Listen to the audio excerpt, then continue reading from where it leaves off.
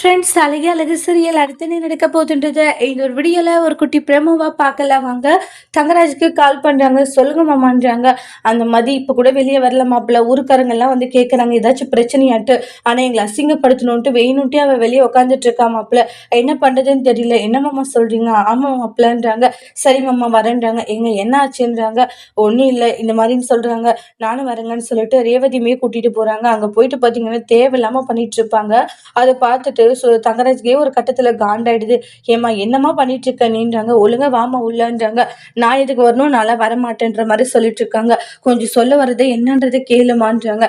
அவங்க பண்ண தப்புக்கு மன்னிப்பு கேட்க சொல்லுங்க, அதுக்கப்புறம் நான் உள்ள வரேன்றாங்க. தங்கராஜ் இருந்துட்டு பெரியவங்க போயிட்டு உங்ககிட்ட மன்னிப்பு கேட்பாங்களாம்மா, நீ பெரியவங்க கிட்ட அனுசரிச்சு போலாம், ஏன் தப்பு கேட்டா என்ன, தப்புனா தப்புதான்றாங்க. தப்புனா தப்பு, மன்னிப்பு கேட்கறதுல ஒன்றும் குறைஞ்சிட்டு போயிடுறது இல்லை அவங்கன்றாங்க. ஏதோ அவங்க குறைஞ்சு போற மாதிரி பேசிட்டு இருக்கீங்க, பண்ற தப்பு எல்லாமே அவங்களா, ஆனா நீங்க அவங்களுக்கு சப்போர்ட் பண்ணிக்கிட்டு இருக்கீங்க. இன்னைக்கு அவங்க மன்னிப்பு கேட்டே ஆகணும்ன்றாங்க. மன்னிப்பு மட்டும் கேட்க முடியலன்னா நானும் கேட்க மாட்டேன் அவ்வளவுதான் அப்படின்ற மாதிரி வந்து அவங்களுக்குள்ள அந்த கான்வர்சேஷன் போய்கிட்டே இருக்கு.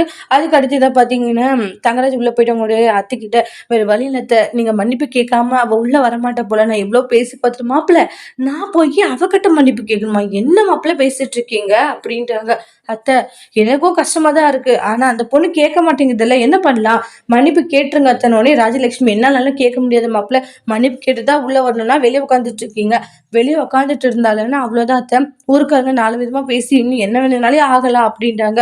என்ன மாப்பிள்ள இப்படி பேசிட்டு இருக்கீங்க, வேற வழி இல்லை மாமா, நீங்களாச்சும் சொல்லுங்க, அத்தை மன்னிப்பு கேட்க சொல்லி, இல்லைன்னு வச்சுக்கோங்க நம்மளால ஒண்ணும் பண்ண முடியாதுன்ற மாதிரி சொல்லுவாங்க.